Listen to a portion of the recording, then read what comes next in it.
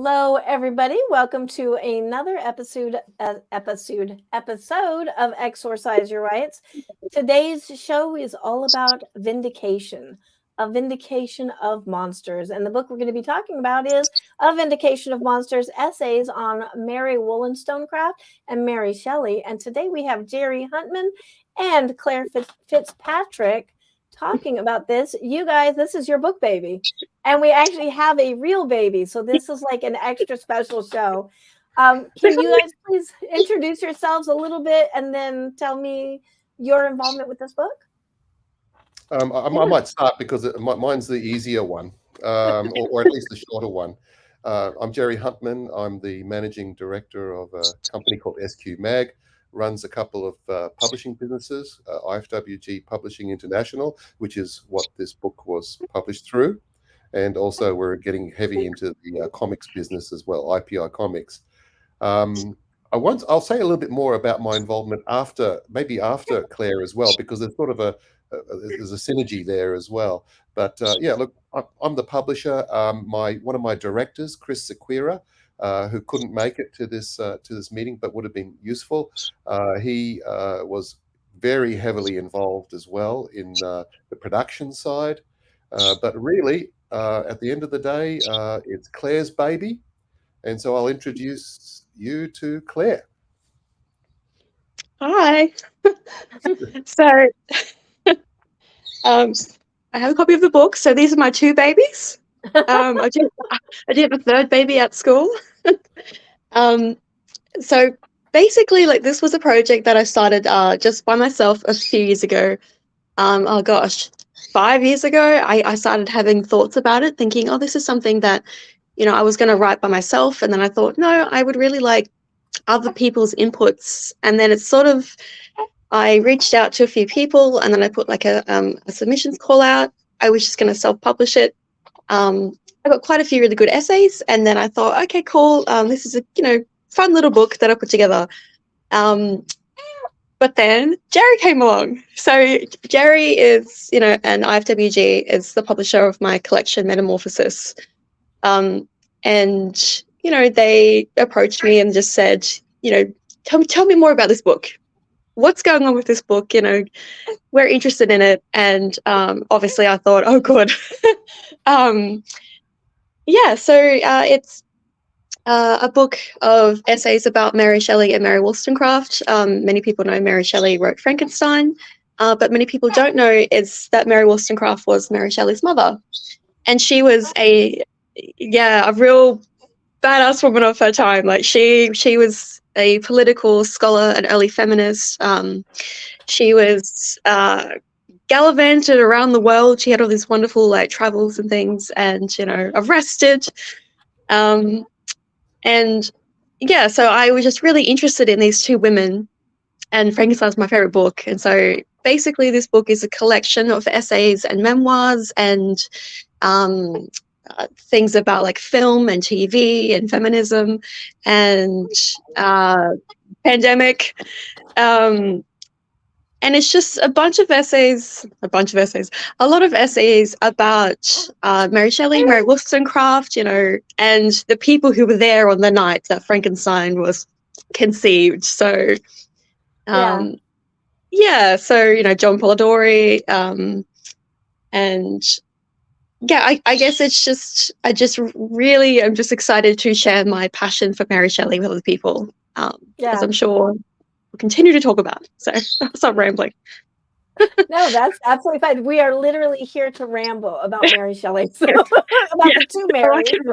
I could ramble for a long time. I might add to that. I really don't want to in any way underrate Claire in this. She conceived it. She got an HWA funding for it. That's how much it was a convincing argument of what she proposed, and that was very helpful too, may I add. So huge thanks to the HWA for that. And I suppose it's quite appropriate given that this is an HWA broadcast. But I suppose what was really helpful too was that aside from the fact that the essays that had already been collected were amazing and are amazing essays.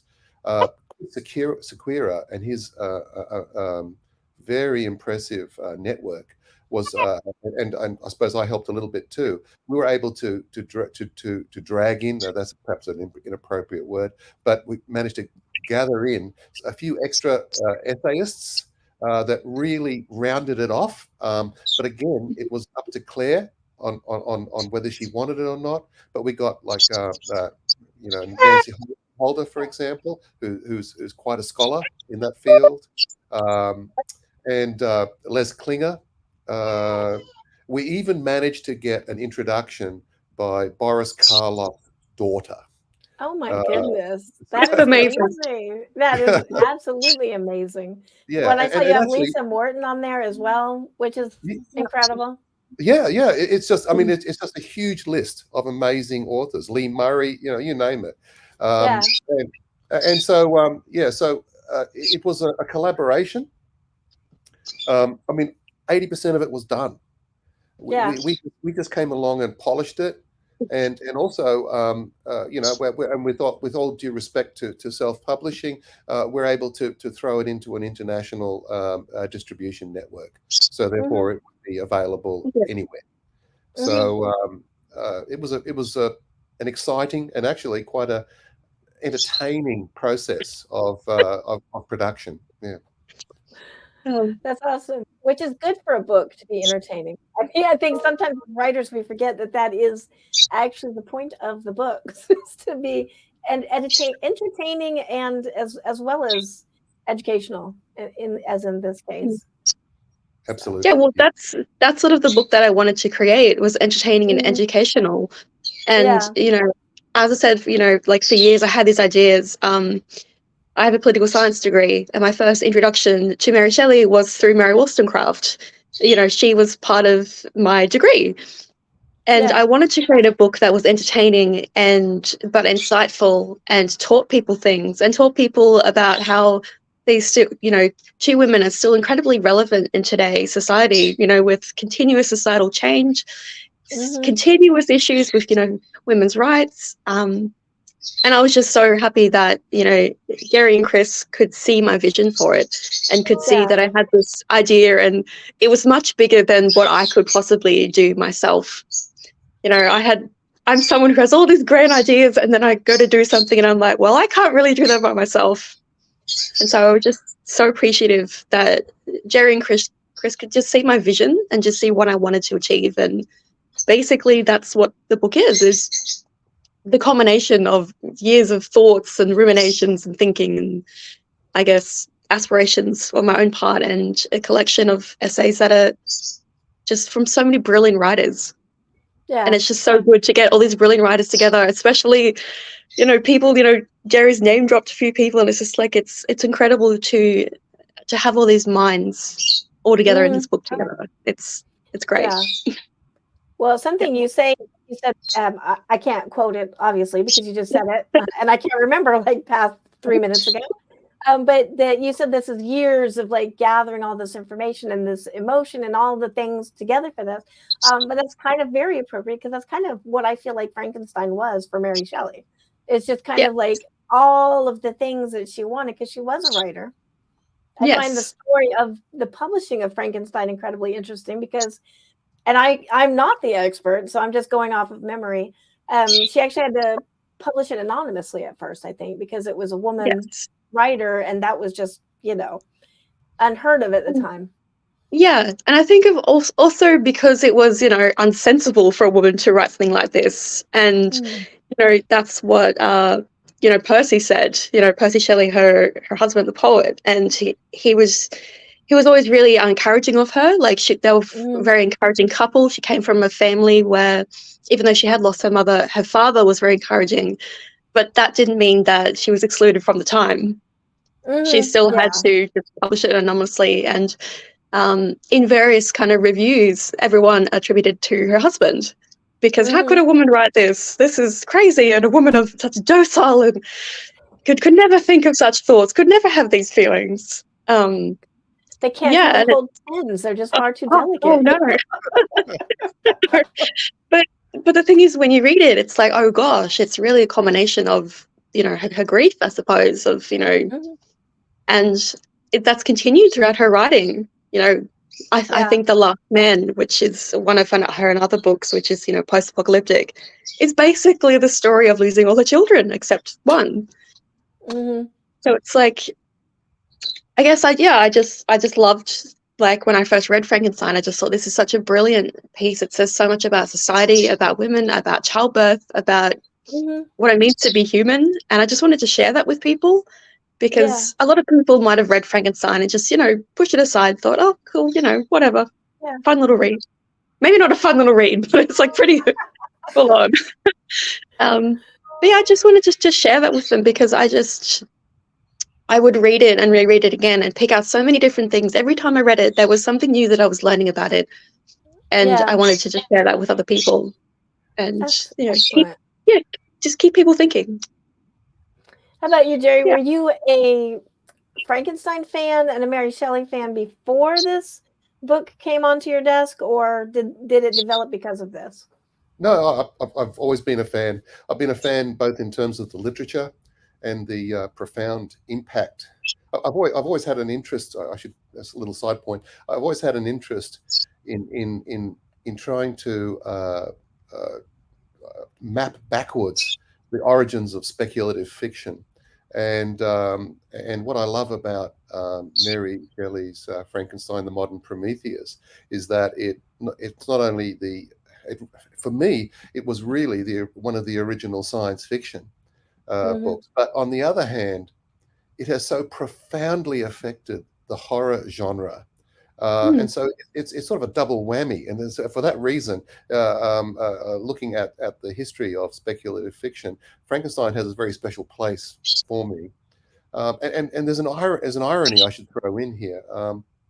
We're starting IFWG Publishing. I mean, we're starting a comic line called IPI Comics, which is first publishing in January, February, but later in 2024. And this was totally independent, may I add, to start with. A fantastic writer by the name of Jason Franks. He's an Australian writer based in Melbourne, and he's a great prose writer, but he's also an amazing script writer for comics. He conceived of, and we're actually about halfway through the production of a 4-part miniseries called The Frankenstein Monsters. And what that is about is that it's a reimagining of the Frankenstein story, but it's set in current or slightly future times, where Frankenstein, instead of being I suppose you could call an anatomist or a biologist, he's a billionaire biomechanic, and it's the same basic story, but it's set in modern times and using modern motifs. And Mhm. and the reason why I'm mentioning that is that this is what Frankenstein is for me. It's about reimagining, it's about reflection, and it's about how it's fresh all the time, whether you Mhm. deliberately make it fresh or whether you just simply read it again. Mhm. Uh, and also the movies. I mean, how many movies have been made about Frankenstein? And they're all and look, it's just amazing. So sorry, Claire, I think you wanted to throw something in. Yeah, I was just going to say there's a whole section about adaptations, Mhm. and because the book is divided into different sections just so everything is sort of like collected together. And one of the great things about the adaptation section is that people have been looking at how Frankenstein has been reinvented over the years, and the various forms has come through. Like, it started off as like a play, and then it became a film, and as a radio play, Mhm. and it's even in Doctor Who, the Doctor meets Mary Shelley, Yeah. goes on an adventure, and it's continuously reimagined. And I love Junji Ito, and there's a Junji Ito version of Frankenstein, and with Jason Franks, who's continuously reimagining it. And I think it's just a testament to the longevity of it, and the testament of why it's so important and influential, and it still Mhm. influences us. I'm actually going to a stage play of Frankenstein when the book is coming out, like the same day, I didn't realize until recently. I was like, this is so weird. Yeah. It's continuously going, just continuously reinventing itself. And I think that's, it's such an interesting thing. And it's really great that there are authors like Jason Franks who are able to just look at something and look at this piece of art and say, how can I interpret this? What can I bring to this? Yeah. And it's really cool seeing that Jerry is so supportive of this. And, it shows me that it's not only that he believes in my ideas, but he also personally loves it and believes in it and wants to showcase this speculative fiction kind of stories that are so important to us, like still. Yeah. I think there's a lot of synergy going on with this, because it doesn't escape me that the book is about, or I guess was a result from Mary losing a child, or losing her children, and then that was the grief, the way she handled the grief. And you have the first baby that we've ever had on the show. Munching away. So I think one of the reasons why the story of Frankenstein, and it has literally been years and years since I've read this, but it's such a thing that we all talk about. I frequently use it as a metaphor for how the masses can attack something unjustly, because that was Frankenstein. It wasn't the monster's fault the monster was himself, and then the crowds were attacking for no reason, that unjustified fear. But it seems like everybody has their little slice of metaphor, or what Frankenstein means to them. Well, so that's one of the great things that I love about the book, is that there are so many different things that you can take away from that. It could be like societal fear, it could be like fear of difference, fear of something, the other, like fear of change, like fear of technologies, fear of science. And it's such a great thing, like that. I love that everyone can read it and take something different away from it. Yeah, and actually, because sorry, that's interesting, Okay. because the essays are a reflection of that. Because every single essay is totally different. It's partly the author and where the author is coming from, but also the choice of how you dissect or how you angle into the topic of either Mary Wollstonecraft or Mary Shelley. And of course, the Frankenstein book is a common theme through many of them, not all of them. But what's interesting is that, and I'll bring Jason Franks back into the story again. We maybe should have had Jason here. Jason decided to write an essay, and it's sort of slightly influenced by his comic. He chose to look at artificial intelligence. He's an IT person, and he literally wrote you could almost say a proper IT thesis on artificial intelligence, and how the metaphor comes from and moves back to the Frankenstein, the Modern Prometheus novel. And again, the comic is a reflection of that, but he decided to write a very interesting. He wrote this before the AI stuff that's happening now. Oh, interesting. And in the last edit cycle of the book, he had to go back and had to change because the technology was changing so quickly. He had to actually update his essay. Oh wow! So that was really weird. Yeah. Well, it's odd. Yeah, but anyway, because I was reading through it. Yeah, that's awesome. I wanted to give that as an example of just a completely left field view of Frankenstein. Yeah. But relevant. And I was reading through it, and like obviously, like I was, checking facts and things throughout everyone's essays. And with Jason's, I had to look up certain things that I wasn't aware of, and then I would see that there was this new news article, there was this new study, there was this new case coming out, and I was like, oh my god, like there was this constant reinventions of like language models and things like that. That I was just astounded, which is what makes his piece so interesting, is that it's a continuous thing that is still happening. It is science fiction come to life. Yeah, just weird. I was actually going, like, that's what I was thinking of when I was talking about the masses reacting in fear. I was actually thinking of AI. Like, so that's Yeah. your next book, right? AI Kenstein, like. Yeah, Yeah. or read our comic. Yeah. Links in the description. And for everybody watching, go to the description and you will find all the links to the websites from Claire and Jerry, the publishing house, all the pertinent links, and where you can buy a copy of this book.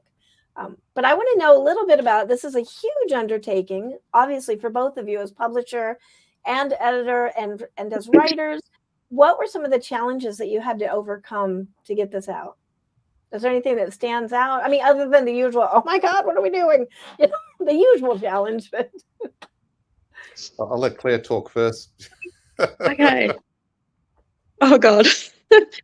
The initial challenge was that I realized that what I had in my head was just too big for me to do myself.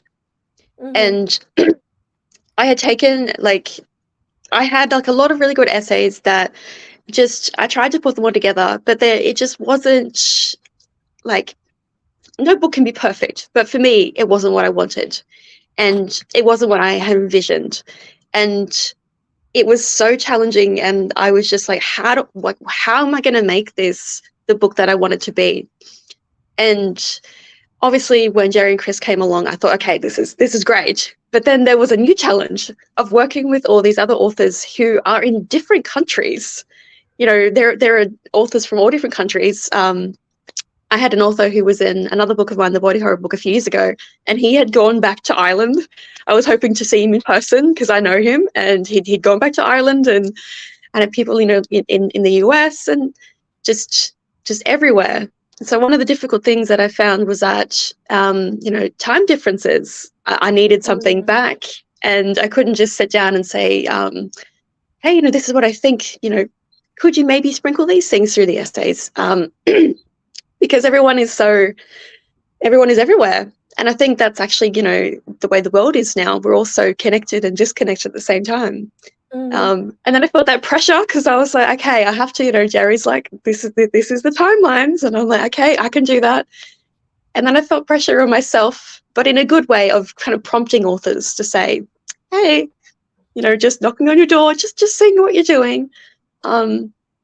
But I think that's, in any case, any kind of very ambitious anthology, which is what this is, any kind of ambitious project, there are those pressures that you want it to be right. And especially when you're working on an anthology with different writers, it's not just you. It's not just you know, typing away. It's you working with other people, and everyone has their own ideas and opinions. And I had a few, I'm not going to say arguments, but there were a few disagreements with some people that I highly respect. And I'm like,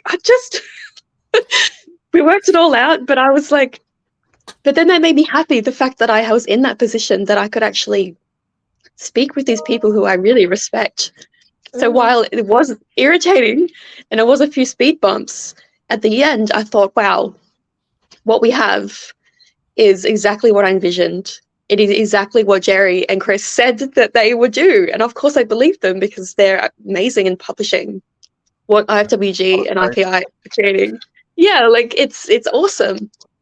But yeah, it was definitely a struggle to basically get all the writers in the room where there was no room for everyone to get in.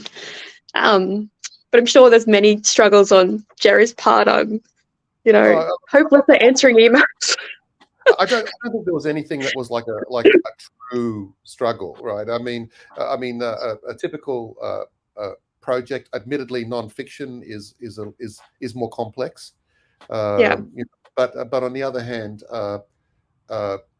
I mean, the areas where we had to emphasize a little bit more was, and a lot of it's dry and boring stuff that publishers have to worry about. Things like, you know, get the business model right, make sure the funding is properly worked out, those sorts of things. But I mean, we really did trust Claire. And that, by the way, I think is part of good publishing or any type of project management, which is you got a bunch of people you trust, so trust them. Right. Let the creators create. Let the editors edit. Let the artists draw. and illustrate, and then you can fine tune it afterwards. Quite often, I find that if you do it that way, if you give a lot of slack to the people who you're giving responsibility to, you usually end up with something better than you envisage yourself, and I like that. Yes. Yeah. But and I really appreciated that. Yeah. Like I really appreciated that Jerry actually gave me, he believed in me, because working with a lot of like really big names, I was initially intimidated, but then a part of me was like, no, I can do this. I just need to be assertive. Just obviously it's so good you're working on this project, but maybe consider this. Have you thought of this? And a part of me, I was like so worried about suggesting things to such amazing, celebrated, wildly celebrated authors. But I knew that Jerry knew that I could do it, and I really appreciated that, and I appreciated the encouragement. And it was just great. Yeah. I mean, I'll have to say one thing that was a little not super challenging, but this is also a segue for me to be able to mention another person who I think should be mentioned in terms of this project, and that's Greg Chapman. Yes, Greg Chapman is an excellent writer. He's also a superb craftsman in the illustration space, and we gave. I felt that he was the one for this book. And we did go through a lot of iterations, not because it was beyond him. In fact, the cover there is superb. It was the trying to balance something that would attract the attention of readers, but at the same time have enough gravitas of being a non-fiction work. And it's that sort of balance. So you don't, and of course we couldn't use the Universal Studios classic Frankenstein, nor did we want to, because this book is way beyond just Universal Studios' interpretation of the Frankenstein monster. But in the end, Greg did a magnificent job, and I just wanted to mention that because that was important. It was a challenge. We went to and fro for about 2 or 3 months to get that sorted out. Yeah. But it's amazing. It's so eye-catching. Like I have the copy here. It's amazing, and a lot of people have said to me, just by the look of it, and even if they're not interested in nonfiction, which is fine, they have said, I would pick that up if I saw them in a bookshop. I would pick that up and look at it. Yeah, and it's everything that I envisioned, because it's obviously has the monster on it, but it also has like it shows more to it. So it's got it's just. I don't know, like it's really envisioning everything that is in the book. It shows, that it's, essays, it shows that it's about people, it shows that it's got horror in it. And I just love the colors as well. Like I think, it's gorgeous, and I love the color scheme. And I actually said to Greg, I was like, I was messaging him and I'm like, I really like these colors and things, Have you spoken to Jerry about it? And he's just like, oh, I think he mentioned he was, because I'm having a chat with him at Supernova, and he's just like, I've spoken to Jerry and I said, could you maybe put like some blue in it? Could you put some green in it? This is a really cool shade. And then it turns out he'd already been thinking of that, because of course that he had, because he's got such a great artistic mind. Yeah. And then when I saw the cover, I was like, that's everything that I've been thinking, and it was just so weird that it was like he could just read my mind. Yeah. But that's what artists do. Like that's what someone as professional and creative and talented as Greg can do. It's just know. He just knew what both, I wanted, and also what Jerry and Chris wanted. And as a publisher, what's going to attract audiences? What's going to make people pick it up? He just knew. Absolutely. I just put a little clip of the cover up in the corner above Claire. One of the things I love about this cover is because all of the people that are involved with it, like you have the 2 Marys, the Mary and her mother, but Frankenstein is over here almost like conjuring them as opposed to them conjuring him. I love that. Yeah. I agree. And actually, that's not something that I realized until afterwards. And when I was like, I think I was opening the box of like my books of them, and I was looking through them, and I thought that, and I was like, oh my God, why didn't I think of that? It's sort of like a puppet master kind of thing. Yeah. And which is basically what the creature is doing and continues to do, I think, you know, now, which is why there's so many different adaptations and reimaginings. Yeah. I look forward to reading this book. I haven't gotten a chance to read it yet. When does this come out, or is it out? No, it's world release 15th of October. Okay. So we're talking days rather than months. Yeah. And perfect for the month as well. Yeah. A very appropriate month. It was. I just wanted to add, it seems like it's supposed to be out on this day, because I realized yesterday that there is a stage adaptation of Frankenstein that I'm going to with a friend of mine, and it's the same day. And I was like, what is this? What is this weird mystical alignment that is happening? Yeah. What a way to celebrate. Yeah, that was really, really cool. And I was just like blown away. I was just like, there's something out there. And, you know, Mary's there watching over us in a weird way. Well, are you going to make sure, and I'm going to say you should do this, like I'm going to be looking for this, you should take a copy of your book, and then you can take a photo of you with the book there during that. That would be perfect. Yeah, I'm going to. And I was like, should I slip a copy somewhere?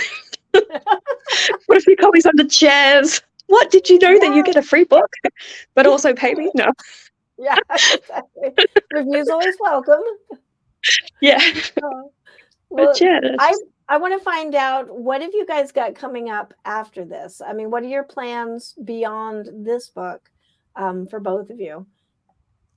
I mean, personally as well as, you know, career-wise. Yeah, I mean, I'm a writer as well. I absolutely separate my writing from my publishing. And believe it or not, as much I'm a member of the HWA for years, dark fiction is in my blood. And yet I'm committed. I'm committed to finishing a second book in a middle grade fantasy, and that's for Meerkat Press. Oh, nice. And so I'm committed to finishing it by the end of the year. So that's a bit of pressure, but I'm nearly there. So I'm okay. You got this. That's me personally. Publishing wise, next year is going to be a very big year for us because of the comics business as well. 91% of our income comes from US sales. And so we intend to visit the US more often because of that. We went to San Diego Comic-Con a couple of months back. Boy, that was an experience. We're intending to do a fair bit of travel next year. I'll probably go to ReaderCon. I really want to go to StokerCon, but we'll see how that goes. Yeah. Unfortunately, sometimes the money is the It's the a driver. long flight for you guys. Yeah, and also just best bang for buck in terms of our business, unfortunately, as opposed to what we may enjoy ourselves. But we got a lot of horror stuff coming out. Usually about 50% or more of our books are in the dark space, and that's not a coincidence. It's a reflection of our taste and who we are. But yeah, that's us. But the comics coming out towards the end of the year, and I'm emphasizing it only because of the synergies. With this book. There is a lot of synergy happening with all of this. Yeah. So that's me, a busy person. Claire. I don't know. I've got like a lot of things that I'm working on. Again, like I have a lot of ideas that are circulating around this ridiculous brain of mine. I would like to, obviously, like judging on the success of this book. Obviously, I have a lot of people who are interested in it and have already got copies of me. I have been selling them previously already. I'd like to see where this can go, as in like maybe doing more like anthologies, because I love researching people. Like I'm primarily like a researcher, and I would love to see who else does the world want to know more about, like more about. Who else do I want to know more about? And I would love to just continue making books about, insightful books about how other people have influenced us, other writers, other creatives. I do have this novel that like, I don't know what's happening. I don't know what's happening. Like it may be crap, I don't know. So eventually, if the planets align, that would be, out sometime eventually. But don't know. But mainly I want to like focus on just thinking of the future and where can this book take me? Like, can this book create, lead to more opportunities? And it's already given me so many great contacts in the industry. Where can this book go? So Yeah. working on more projects, chipping away at that novel, and parenting, I guess. Which I have Doing to all that say, around huge parenting. kudos to do all of that and have 2 children. I had 4, and it was like writing and children is a special struggle. I can get nothing done. Yeah. It's like, why? But you yeah, just yeah, Mhm. Yeah. yeah, Well, just you seem to be doing fine to me. oh, you can't really see all the frown lines. Like you can't see all the stress lines. Uh, It is actually having children is actually something that I think it pushes you. It pushes you to do better. Like it pushes you to does. want to be as creative as you can be. Also, so you can say to your kids, I'm super cool. Look what I did, and look what Yeah. you can do. Well, I can tell you as the writer that has all adult children now, they come to that knowledge much later.